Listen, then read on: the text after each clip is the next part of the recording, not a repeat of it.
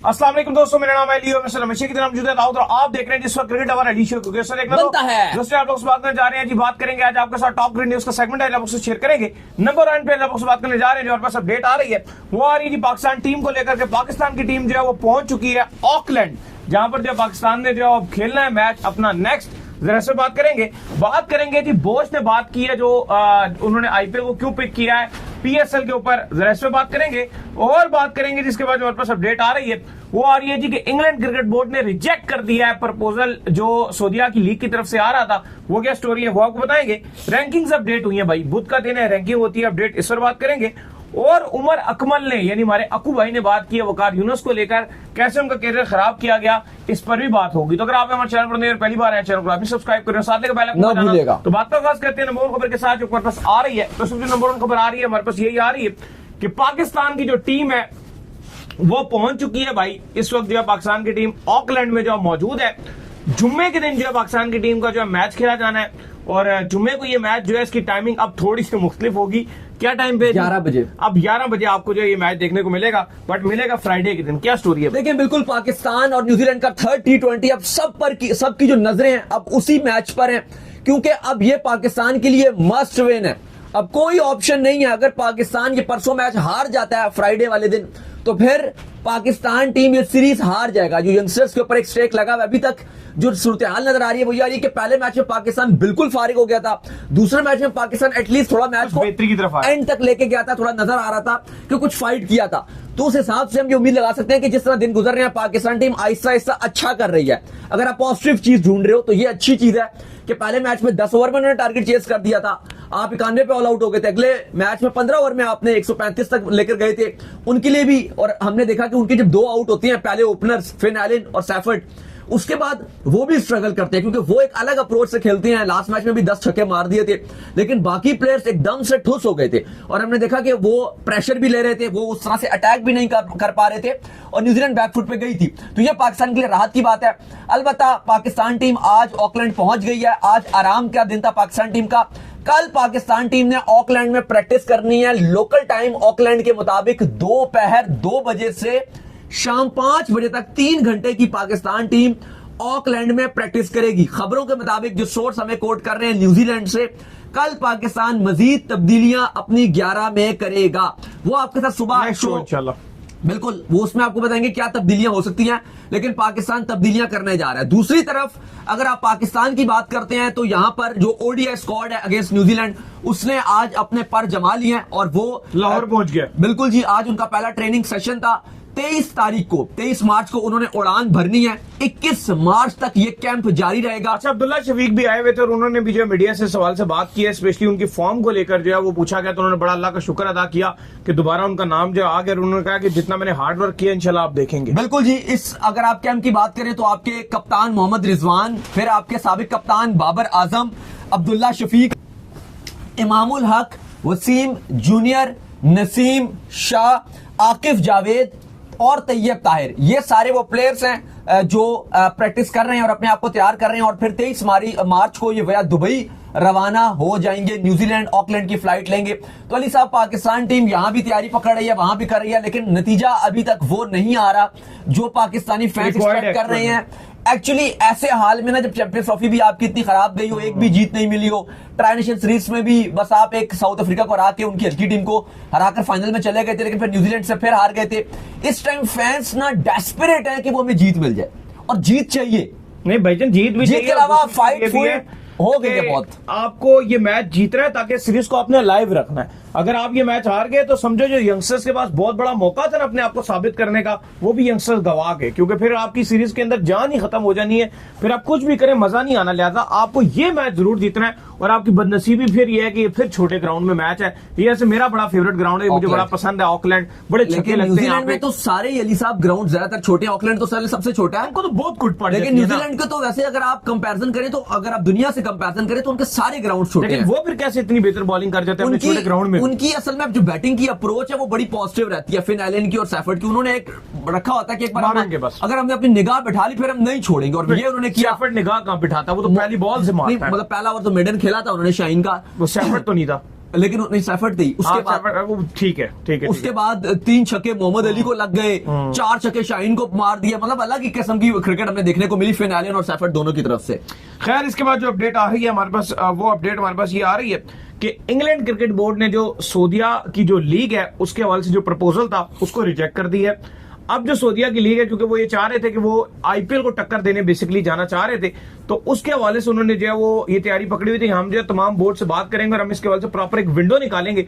लेकिन England cricket board ने कहा कि भाई हमारी विंडो ऑलरेडी बहुत बिजी है, तो रिजेक्ट है ये ऑफर। देखिए उन्होंने सऊदीया ने तमाम क्रिकेट जो बोर्ड्स हैं उन सब से कहा था कि आप हमें इस पर बताएं, और हम सब चाहते हैं कि सारे बोर्ड्स हमारे साथ मिलकर काम करें, यानी कि अपनी अपनी क्रिकेट उस विंडो पे ना रखें। और जैसे आईपीएल को एक विंडो दी जाती है, ऐसे हमें भी एक विंडो दी जाए। हम इनिशियली $500 मिलियन की इन्वेस्टमेंट कर रहे हैं और आगे भी हम बढ़ाएंगे, लेकिन ईसीबी ने मना कर दिया। उनका मानना यह है कि जो हमारा शेड्यूलिंग है, जो हमारा एफटीपी है और बाकी वो बहुत ही टाइट है और इतनी ज्यादा लीग्स हैं, तो उसके चलते हम तो इस लीग के कोई वो उस तरह से रिस्पॉन्ड नहीं करेंगे, ना कोई हम देंगे। हाँ, कोई अगर इक्का दुक्का हमारा प्लेयर चला गया तो चला गया, लेकिन हम एज सच को ये नहीं करेंगे जी स्पेशल को इसको विंडो दें।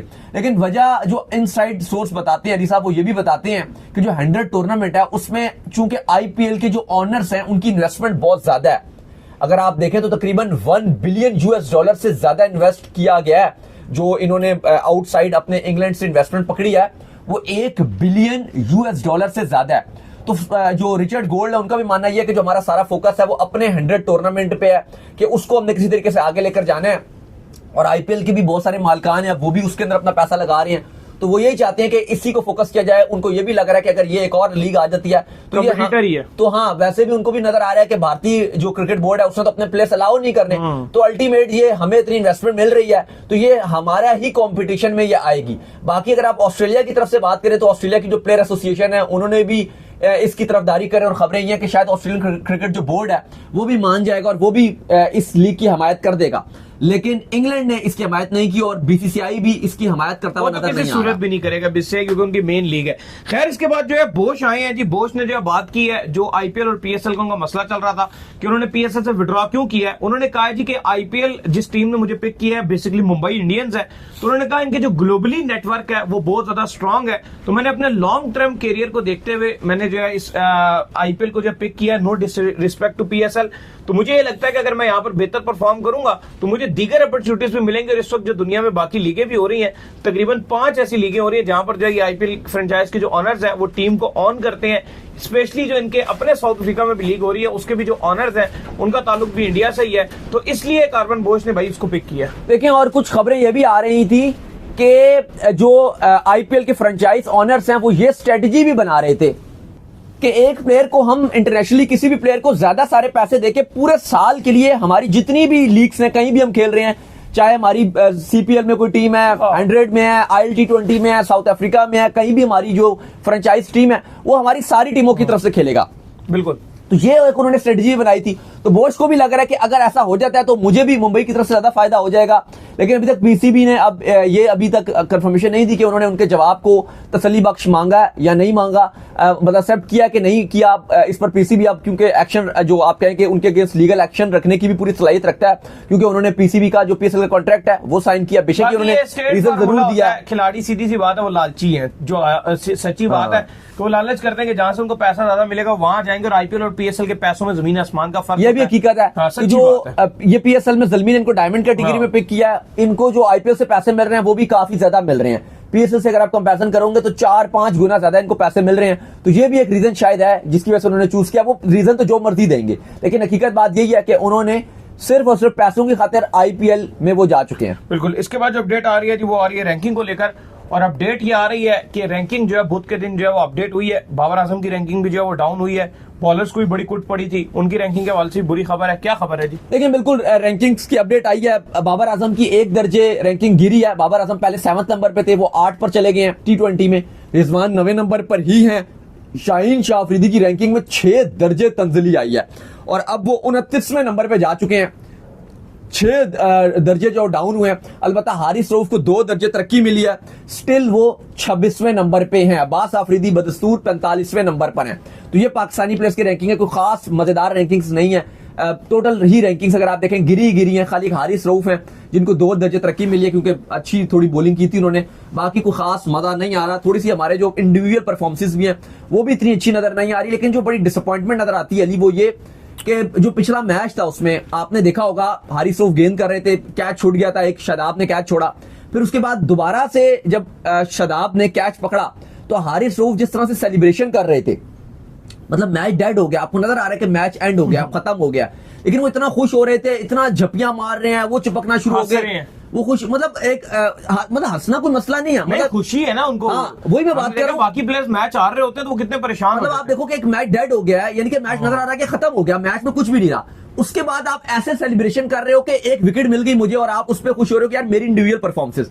पहले भी हम बात कर रहे थे कि हारिस रऊफ का इंग्लैंड के साथ मैच था, पाकिस्तान मैच डेड हो गया था, अभी ये T20 वर्ल्ड कप 2024 से पहले वो एक इंग्लैंड ने मैच ही डेड कर दिया, इतना ज्यादा खेल दिया था उन्होंने, बिल्कुल मैच डेड हो गया था, वहां पे हारिस रऊफ को एक विकेट मिली, वो ऐसे सेलिब्रेशन करने लग गए, पूरे ग्राउंड में भागने कूदने लग गए, हाँ जैसे मैच उन्होंने बना दिया। यानी कि आप देखो कि हमारा कल्चर इतना खराब हो गया इस टाइम, बहुत स्ट्रॉन्ग, कि आप इंडिविजुअल परफॉर्मेंसेस पे इस बात पे खुश होते हो कि मुझे एक विकेट मिल गई, ये नहीं नजर आ रहा आपको कि स्कोर बोर्ड देख लो कि मैच खत्म हो गया, यानी कि टीम के लिए कुछ खास, अगर आप देखो ना हम बैट्समैनों की बात करते थे जी के बाबर हो गए, रिजवान हो गए या XYZ कोई भी खिलाड़ी हो गया, बड़ा स्कोर कार्ड को नहीं देख रहा, आपने 50 बनाकर बस खुश और वो सेटिस्फाइड है, वही अब आपके बॉलर्स में भी नजर आ रहा है। जो आप बात करते हो ना कि बॉलर्स क्यों इतना डाउन हो रहे हैं, एक्चुअली ये रीजन है, जब आपका इंडिविजुअल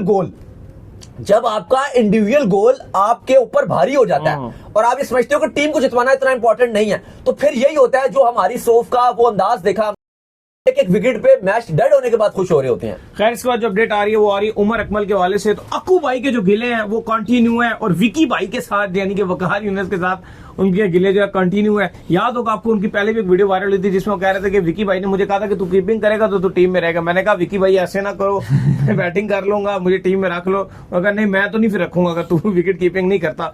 तो एक बार फिर अक्कू भाई सामने आए और उन्होंने कहा कि यार मेरे साथ बहुत ज्यादतियां हुई हैं, मैं टेस्ट मैच खेलता था उसमें फील्डर आगे लगे होते थे, मैं फील्डरों के ऊपर से जो है चौके मार देता था और मैं सेंचुरी बना लेता था और दिल में इतना खुश होकर मैं आता था कि यार मैंने आज सेंचुरी बनाई है। आगे से मुझे आकर कहते थे एक ही की थी, ये कौन सी क्रिकेट तूने खेली है, तूने टेस्ट में ओडीआई खेलना शुरू कर दिया है। तो उनका मानना है कि जो विकी भाई है उन्होंने उनको बहुत तंग किया, यानी कि वकार यूनुस की वजह से उनका करियर इफेक्ट हुआ है। नहीं वो तो हमेशा ही कहते रहते हैं, कल उन्होंने फिर ये बात कही और वैसे भी उमर अकमल बार बार ये बात करते हैं कि मेरा जो कैरियर खराब किया है वो वकार यूनुस ने किया, विकी भाई ने किया, उन्होंने हमेशा मेरे साथ ज्यादती किया, डिसिप्लिन के भी मेरे खिलाफ एक वो कहते हैं ना बैड वॉइस वाला जो एक टैग होता है, वो कहते हैं कि उन्होंने मेरे ऊपर लगा दिया और मेरी रिस्पेक्ट जो है इस वजह से बहुत खराब हुई है और कैरियर खराब करने में भी उन्होंने बहुत ज्यादा जो कसूर है वो वकार यूनुस को ठहराया। अच्छा मुझे एक इस मामले में जो आपने बात, मुझे एक इंसिडेंट याद आता है, 2016 का वर्ल्ड कप था, गालिबन इमरान खान विजिट किया था इंडिया में, तो ये वकार यूनुस उस टाइम जब पाकिस्तान टीम के हेड कोच थे, तो वकार यूनुस ने जाकर वहां ना उमर अकमल ने इमरान खान को कह दिया कि मुझे इनको ऊपर नंबर पे खिलाए, तीसरे नंबर पे मुझे खिलाए ना, तो वो उन्होंने जाके उनको कह दिया, वकार भाई को बात तो बड़ी बुरी लगी लेकिन उन्होंने इमरान खान की बात मान के इसको तीसरे नंबर पे खिला दिया, लेकिन वहां पर भी ये जो है उमर अकमल फेल हुए थे, बट उस बात को बड़ा बुरा माना था वकार यूनुस ने कि यार इसने क्यों इमरान खान को ये बात कही। लेकिन अली साहब थोड़ा सा वकार यूनुस का एटीट्यूड प्रॉब्लम तो रहा है, हमने देखा कि जब वो ठीक है उमर अकमल खुद भी चलो ठीक नहीं है, तो इसलिए वही बात है कि वो बात करते हैं तो लोग शायद मजाक में ले लेते हैं,